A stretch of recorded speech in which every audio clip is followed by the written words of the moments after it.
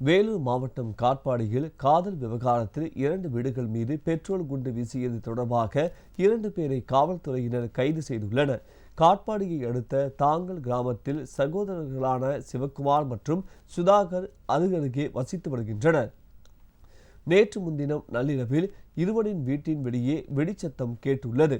வெளியே வந்து பார்த்தபோது 2 வீடுகளின் மீது மர்ம நபர்கள் பெட்ரோல் குண்டை வீசிவிட்டு தப்பிச் சென்றது தெரிய வந்தது.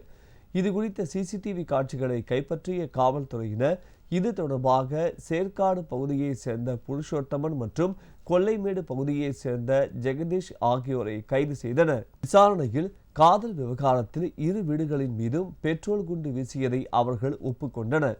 இதையடுத்து இருவரையும் நீதிமன்றத்தில் ஆஜர்படுத்திய காவல்துறையினர் வேலூர் மத்திய சிறையில் அடைத்தனர்.